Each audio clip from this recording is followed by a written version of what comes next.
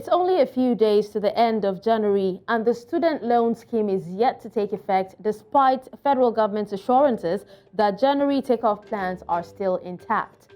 With Nigeria grappling with 18% annual school dropouts attributed to financial constraints, there have been certain doubts about the authenticity and implementation of this scheme. The big question everyone asks is Nigeria ready? Now, on the flip side, visual arts can be termed the universal language of creativity as it encompasses mediums from painting and drawing to sculpture, photography, and beyond. Now, each of them offering a unique canvas for expression. Through color, form, and texture, artists get to convey narratives, challenge perceptions, and capture fleeting moments of beauty or turmoil. Now, on this second segment of the show, we will be chatting with a visual artist. This is Fafanwa Africa, and I am Dashen, Usman, sitting in for Blessings Mosugu.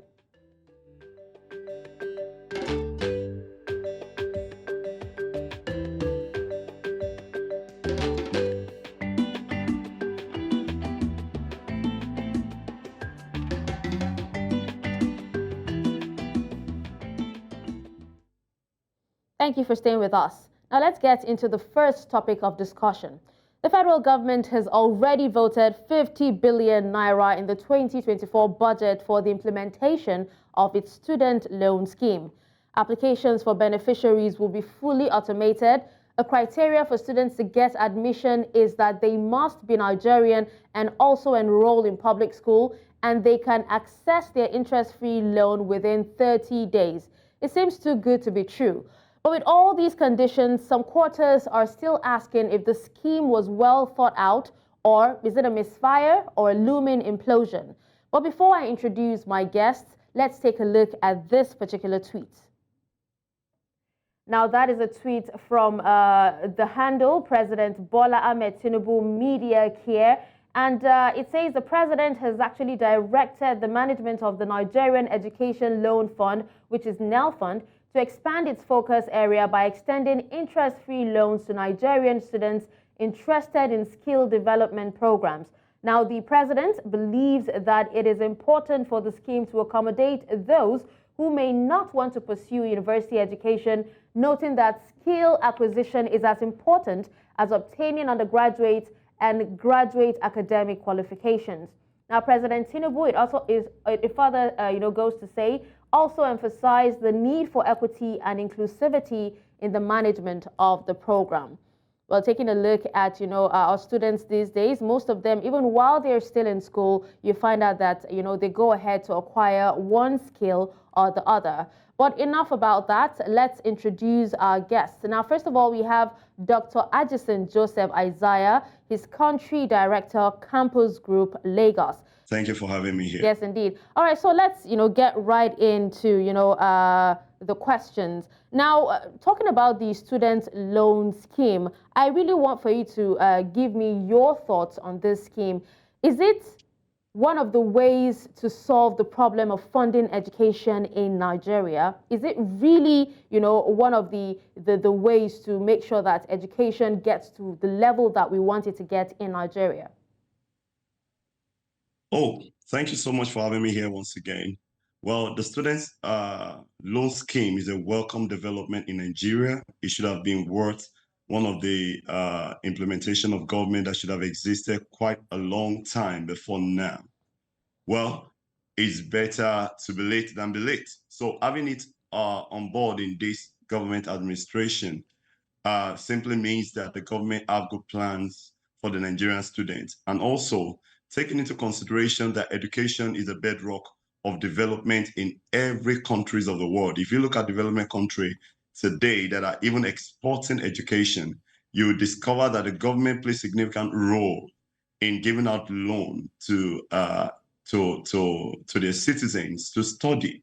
I sit in the seat of international education realm, where we have representatives from different countries, especially in the United Kingdoms. We come to discover that the government have a lot of scholarship, individual sponsored scholarship in those countries for their own students.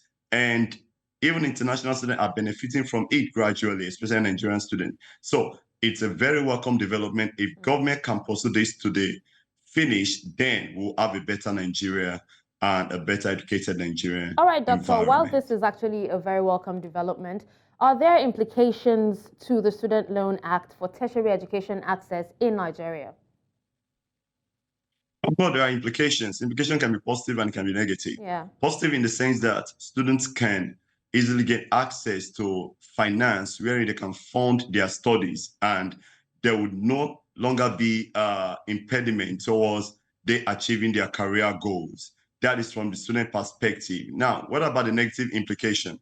The negative implication could be that if we have corrupt individuals managing this fund, because why this is a good initiative, it is very important to also have skilled manpower that will manage it. Of course, a lot of persons will claim they have the skill, they have the technical know-how of how to implement this, because this scheme has been implemented in developed countries and it has been working. Now, the question is, those that are to implement it, are they going to be implementing it to actually take into cognizance the government inclusivity and equity? Because we know quite well, because of our diversity in Nigeria, ethnicity and godfatherism syndrome, some persons might tend to have access to this fund while others might not have access to it. But if we can go in the spirit of equity and inclusivity, and the person that is manning this position is true to the mandate of this NEL fund, then be rest assured there's going to be a continuous process, and private individual who as well will be encouraged to contribute to the fund. Yes. All right, Doctor. Now, you just talked about inclusivity. And just before we introduced you, we talked about, how the president has decided to, include skills acquisition programs into the student loan scheme. What are your thoughts on the extension of this to the skill acquisition programs enrollees? Well, it's a good development as well, a good initiative for the president to think about this for the skill acquisition individual, those who have decided that they were not going to study in the formal university, to also gain access to it. However, my concern is the afterthought, because the act that established this NEL fund only emphasized on tertiary institution, advanced education, tertiary institution, advanced education, not really spelling out the skill acquisition aspect of it. But if the president have a thought of including skill acquisition individual into this program, then they should set up another body under this same scheme that will cater for it. Because coming to the point of accountability, it might be very, very challenging to the body that will be that will be given account with regard to how this fund are being disbursed. Because I don't know how this skill acquisition disbursement of fund is going to be done. Is it that a lot of government officials will start setting up skill acquisition center so that they can get people enrolled into it and they can benefit from this fund? Because we have always known that for every policy that is being enacted, there's going to be a loopholes where some persons are going to be sucking from it. So the government should also look at it critically by creating another sister scheme to cater for the skill acquisition, not drawing from the tertiary fund, which is originally the idea. Just before we go ahead, I just want you to, give us your thoughts. Now, the scheme is actually meant to start in January. And we're actually a few days before January expires. Are you at all surprised that the scheme hasn't started? And what might be the reason for the delay? Well, I'm not surprised that the schemes haven't started yet, because in this part of the world, especially in Nigeria, we talk more than we act. So action actually speak louder than voice. We just want the scheme to commence and let's see how it will run. There have been a lot of controversy as regard to the scheme, how it's going to be implemented. And now we've heard that, it's going to be implemented through a technological means where when you apply within 30 days, the fund will be transferred to the school of the institution where the applicant has actually applied to pay for. But we don't know what to expect. But at the same time, I'm not surprised that it has not commenced. But just to be optimistic about it, that it's going to commence and it's going to be very, very operative, and trust Nigerian students who made up a lot of the youth population in Nigeria. They would definitely escalate if something is not going on well. But I want to believe that those are sitting on this program are going to make it work out fine. All right, Doctor. And also, please note that when a scheme like this is being implemented, we should not be expecting 100% success rates in the start. There's going to be glitches. There's going to be a kind of a forth and back to the policy and to the implementation processes. But let's just give it, say, 6 months, and let's see where it goes. And then we'll be able to determine and make a decision to say it is a success, this is not a success. All right, so thank you so much for that warning, Doctor. Now, you know, a lot of people seem to think that just like every other, you know, loan scheme in Nigeria where people collect loans and, you know, end up not paying. In fact, you know, I read somewhere that a similar loan scheme was implemented in the 1970s in Nigeria, but, you know, it didn't go far because so many people collected the loans and refused to pay. Is it likely for this particular loan scheme to be any different from all these other ones? Well, I don't think it's going to be different from every other one, because we are in the technological age where technology has advanced so well that it will be difficult for anybody to defraud the government in this regard, except you want to go manual. And let me just diversify a little bit. Digress a little bit. If you look at the previous administration under the humanitarian policy, where a policy came up that they were going to be given cash by hand to the less privileged in the country, we knew that fraud is going to be involved in it, because there is no way you can account for what you give to someone by the money you're given by hand to a beneficiary. You might give 10,000 to the person and claim you gave 100,000. But in this system, since we have been told that technology is going to be used to disburse the fund, there is no way the fund will not get to the school. And again, talking about paying back the loan, don't forget we have NIN there. Don't forget we have what do we call BVN. this? What do you call it? The BVN. BVN. Yes, with these two key what do you call it? Elements, the government should be able to get this loan back, except the person is going to leave this country to another place. There is no way you. The government said if you don't pay back, if they don't pay back the loan, that they would either get a 500,000 naira fine or a 2-year prison term, or even both. So, but before we come back to you, just stay with us a bit. Let's get reactions on social media as regards the student loan bill, Doctor. Okay. Yeah. All right. So we have this this particular tweet by at G Boli Bakare, and it says the concept of student loans appears to herald a new era for tertiary education in Nigeria. Wow. We also have more coming from the Patriot here. It says, I'm intrigued by this initiative. I want to know how it will operate and the criteria for qualifying for student loans. Overall, it seems like a promising era for tertiary education in Nigeria. All right, a lot of people, a lot of students seem to be very, very excited about the student loan scheme and cannot wait for it to roll out. Obviously. Thank you for staying with us, Doctor. Now, let's take a look at the eligibility conditions. Some have actually said that, you know, these conditions are too stringent and are designed to discourage would-be applicants. Do you agree with that? I quite agree with it, because when you put so much of a bottleneck to a policy that you favor the majority of your youth or education aspiring youth, then the goal of the process would definitely be defeated.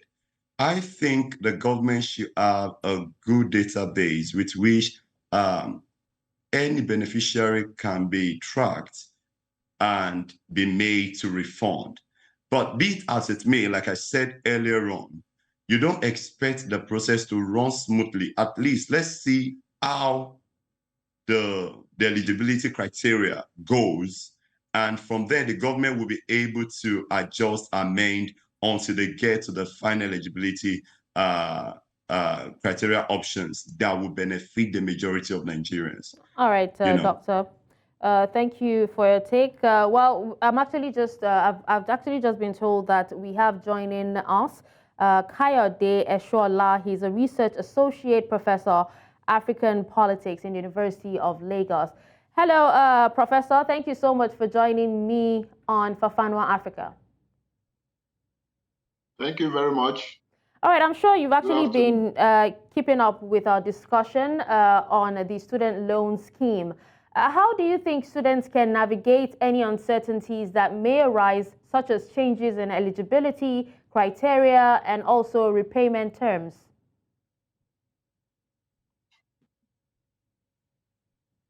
Well, that question is about the character of the Nigerian state.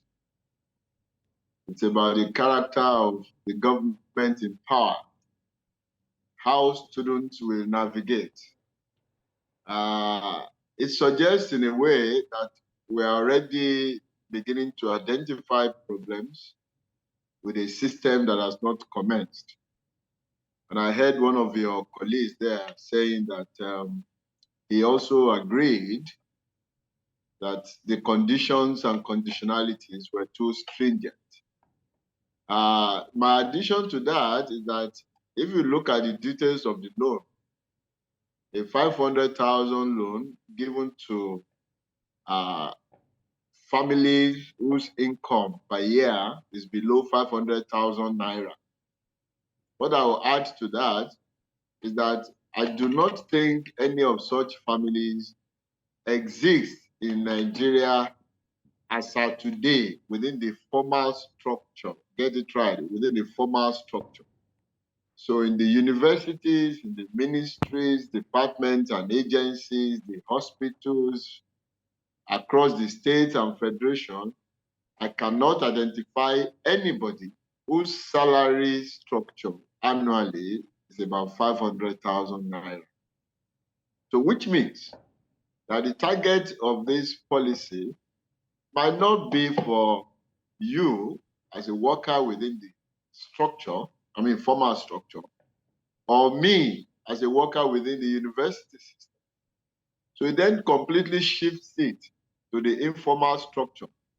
And then we are talking about the bus drivers, the conductors, the artisans, the petty traders on the street, who are either not formally captured within the system or whose transactions may not be easily traceable. And I would suspect that that could lead to fraud and inability to have accountability at the end of the day.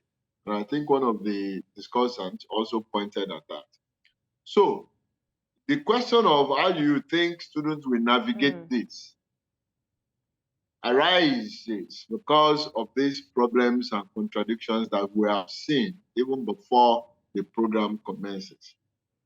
I am not qualified to take that loan, and I don't think anybody in my family is qualified. Well, Professor, I think according to one of the eligibility conditions is that you need to bring two people that are civil servants, and some quarters have actually showed concern that even the civil servants themselves, they don't get paid the minimum wage, which is 30,000 naira, and even at that, how much is 30,000 naira?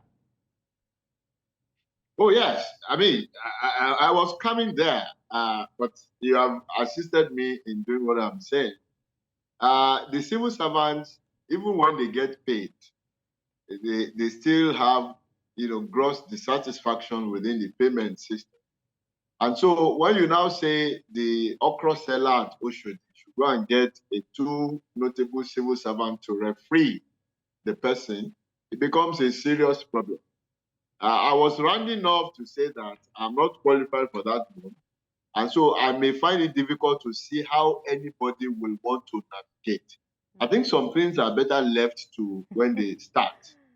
Okay. When the program starts, we will see how people will be able to improvise. But as it is, I think it's going to be very difficult and very, very cumbersome for people to be able to access that.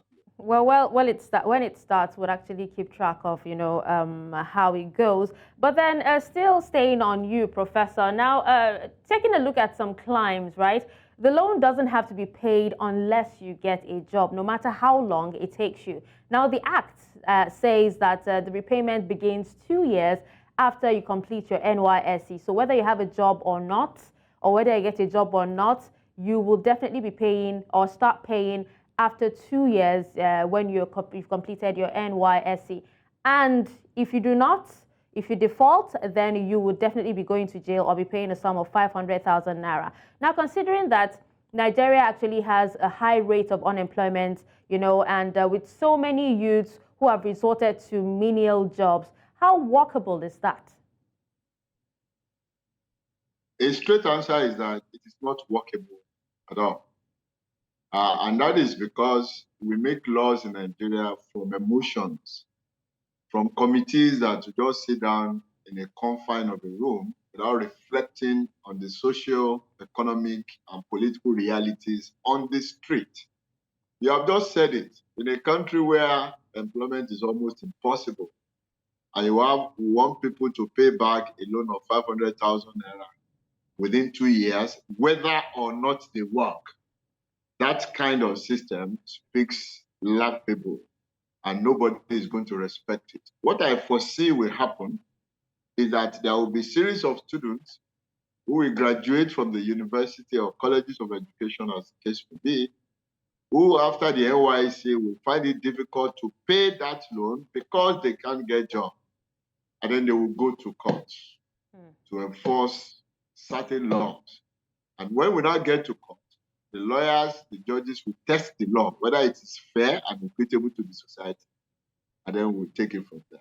But on the surface of it, it does not make sense at all, because it is part of the responsibility of the Nigerian states to provide job for the city, not to now give them conditions to pay back the money when they don't know who has job. Except, of course, you are saying that they can go and do Boko Haram, they can go and do kidnapping, they may go and do 419 or what they call Yahoo. Definitely Yahoo, not, Professor. Just pay.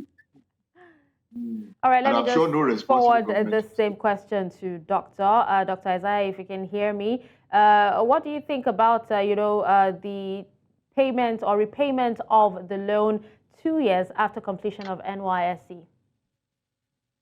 Well, the repayment of the loan 2 years after the completion of NYSC is a fair one. But the question is, on what parameters? How are they going to pay? Will there be job readily available for them, except the government wants to increase the NYSC allowances and they will start taking part of the loan from aid?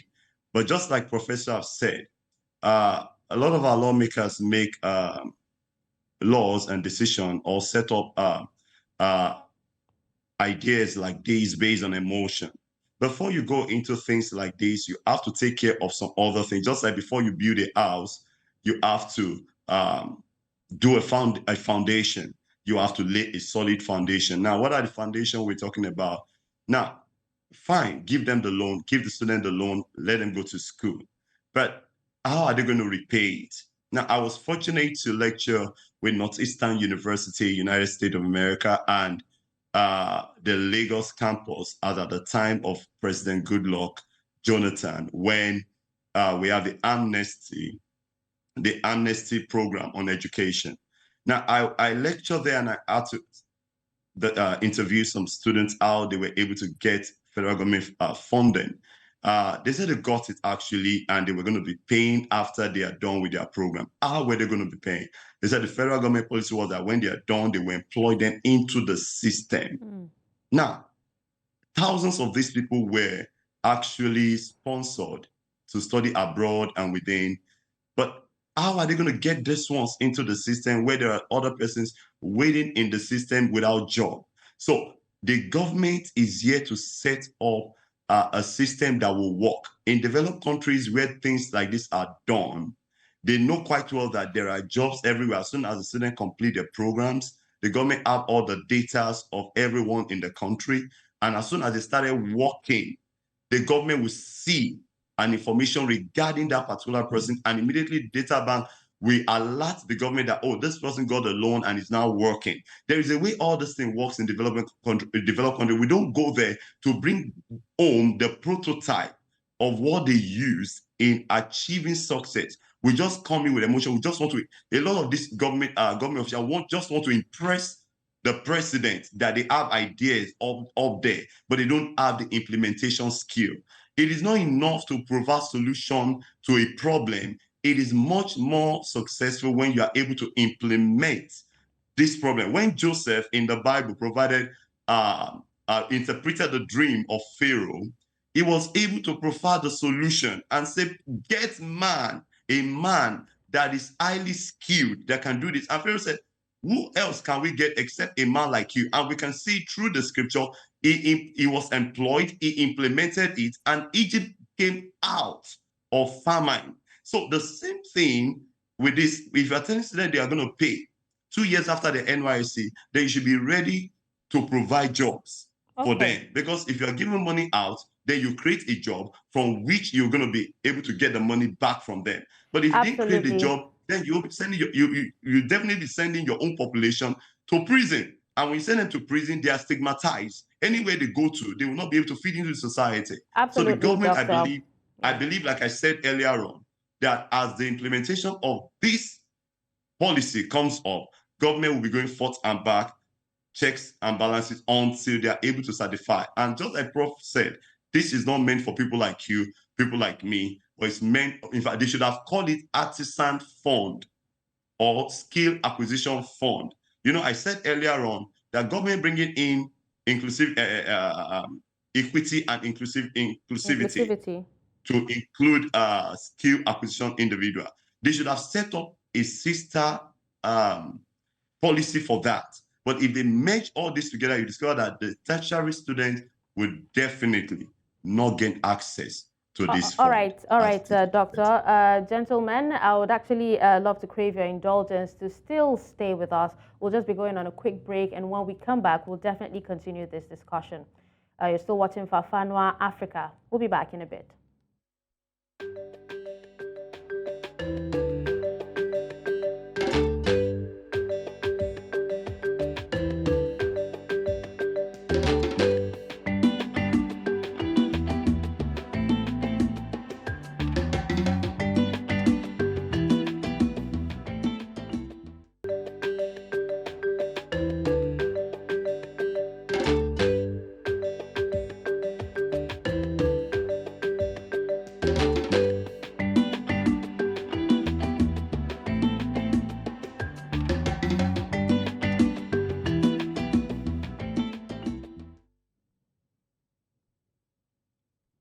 Welcome back, and thank you for staying with us on Fafanwa Africa. Well, just before the break, we're actually discussing the Nigerian student loan scheme and how it is yet to kick off.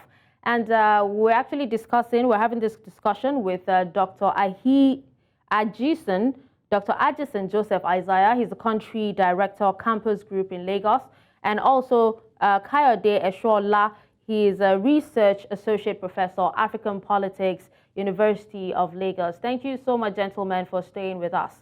Now, let me forward the next question to Professor. Now, Professor, how do you think the government can be open and transparent about the implementation process of, the scheme, once it starts? Because you actually did talk a lot about implementation.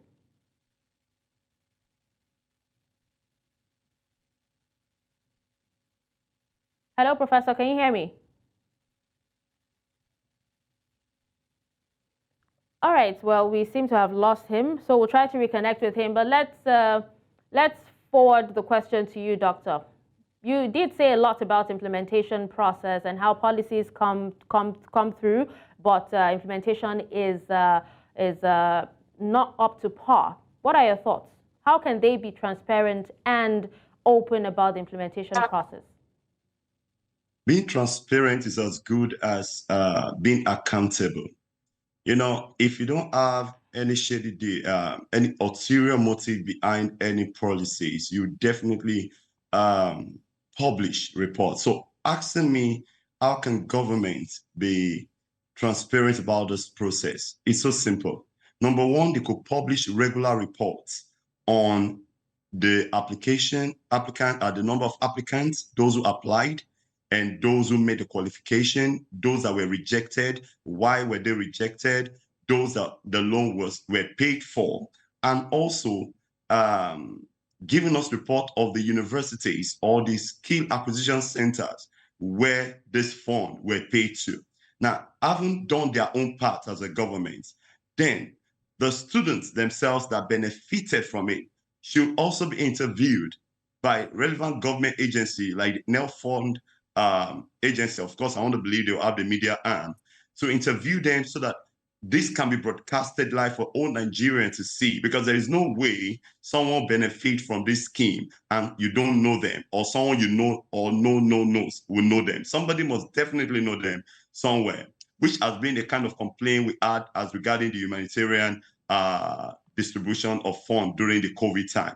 Now, that testimonial should come in. Also, the Skill Acquisition Center should also provide their own report as regarding these particular individuals, and also the universities republishing their own report regarding these individuals. Once we have this tripartite accountability process, then you see that Nigerians will not have any issue with it. And also, they should be transparent with regard who are these people applying, where did they come from, and we hope it's not going to be a political party propaganda or a political party agenda that people will be lured to join any of the political party, maybe the ruling political party, in order to benefit from this scheme.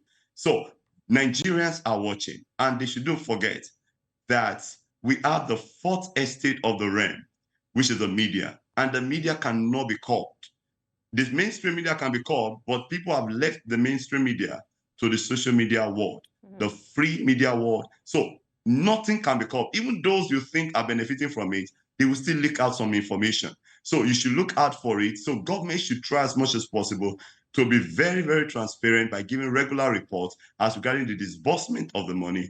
The testimonial of the people who received the money should also come on board, and also the tertiary institution where the fund will transfer should also give their own reports regarding the fund they receive, and for the students they receive it for, their department, their faculty, what they are studying. And this will help the Nigerian populace to be at peace. All right, as Doctor. regarding the now, Professor, now there's actually a statement that the ASU actually made, and they said that this particular scheme is in fact not practicable, and they actually maintain that the best solution to the problems of Nigerian universities is in fact not, the student loan scheme, but adequate funding. What are your thoughts on this?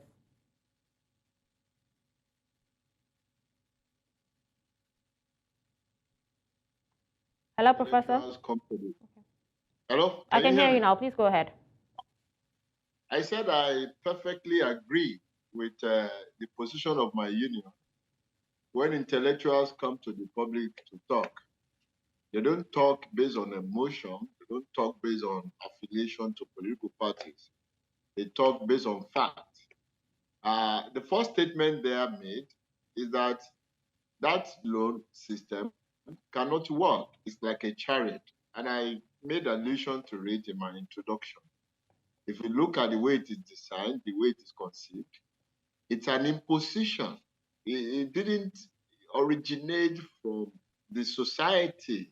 No parent was interviewed, no student was involved.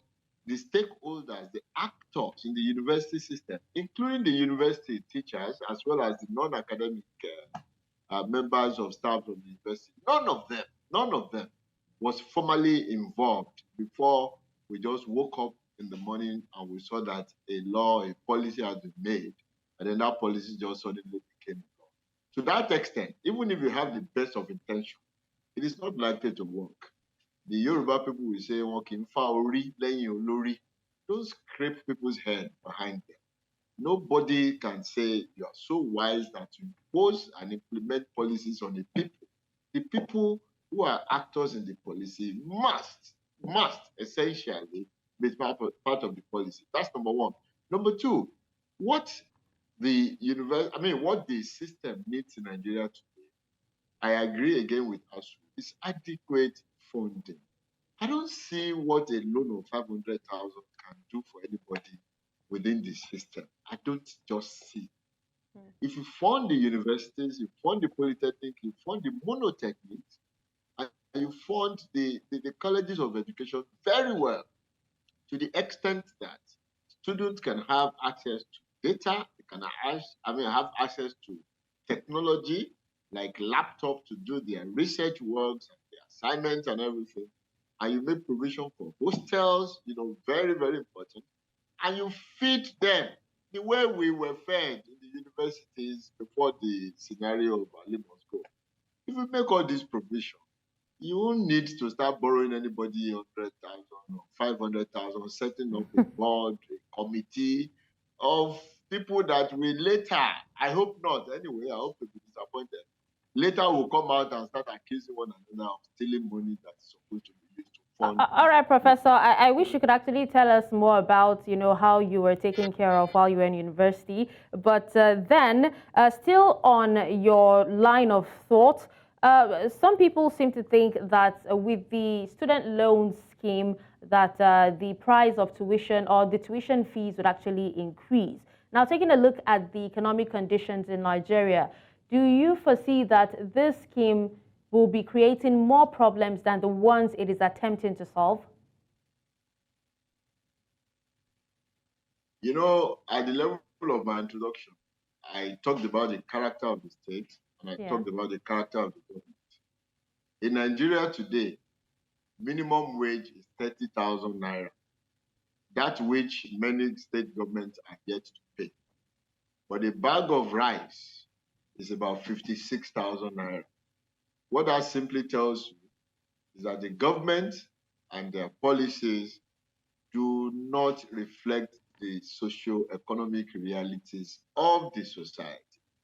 Now, this student loan scheme that is also concocted by God knows who and imposed on Nigerian people will suffer the same fate. You make it without reflecting on anything.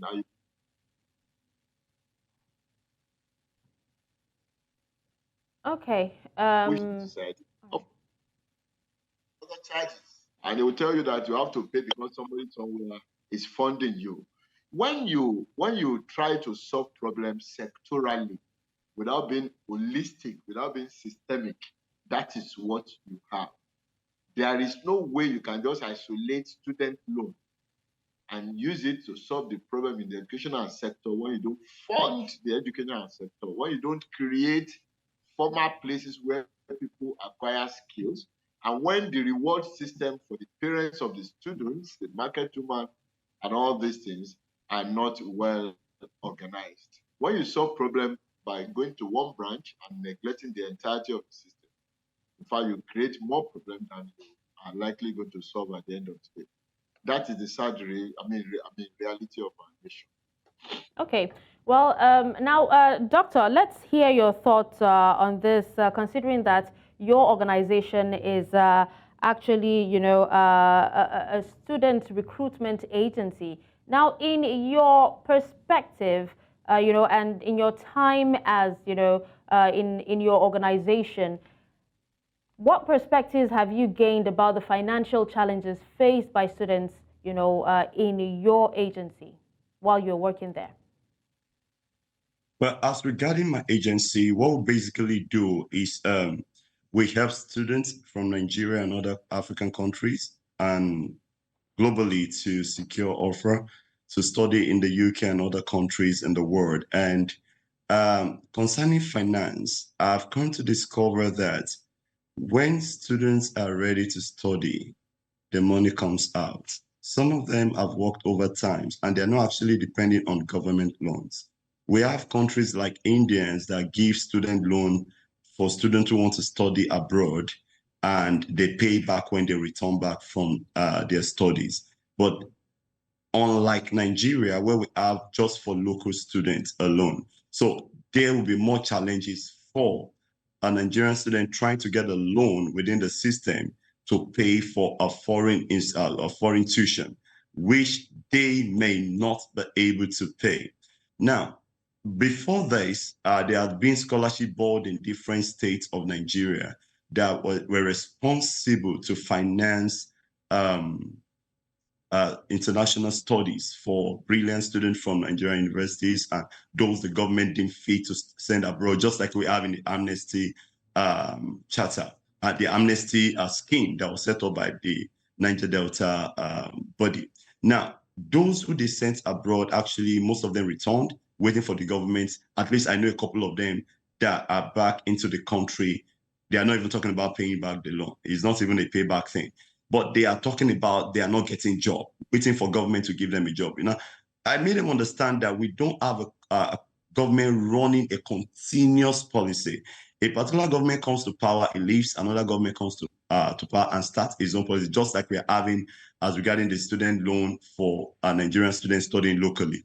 Now, when it comes to payment of tuition fee from Nigeria abroad, is a lot quite expensive, because we have the rate of the dollar and the pound skyrocketed, left to the demand of supply, left to the forces of demand and supply, in the sense that the government is not influencing the official rate. Even when there is an official rate, how many Nigerians have access to get this foreign currency in the official rate? So what we are basically facing currently is that if you must study abroad, you must have the finance or have a good sponsor that must sponsor it. So an average Nigerian student prefer to even get a loan from within the country to go abroad to study. For example, to study in the UK, when they know that after getting into the UK and they are working part-time, their part-time income is enough or more than enough to pay back the loan they are owing here. Taking, for example, in the black market, we have a pound going for 1,600 naira, and the student is working and is earning 500 or 1,000 pounds as a student earnings at the end of the month. So when that comes back into the Nigerian economy, it becomes like 1.6 million naira. Where do you get that? The student is working part-time and is making money like that. So they prefer to do everything possible to go abroad to study. And this is really affecting the Nigerian system. Even when government is showing a careless attitude to it, don't mind those that showing careless attitude to it, like, oh, let them go, we'll create a job for those that are within. Is not the way to talk about the brain drain we're experiencing in Nigeria. But in short, it's not easy financing studying abroad. But I believe as time goes on, everybody will find a way to take care of their needs. All right. Well, thank you so much. Thank you so much, gentlemen, for joining me and speaking in-depthly on this issue. We appreciate you for your time. Talking about Dr. Ajihson Joseph Isaiah, Country Director, Campus Group, and also Kayode Eshola, Research Associate Professor, African Politics, University of Lagos. Thank you so much. Thank you for having me here.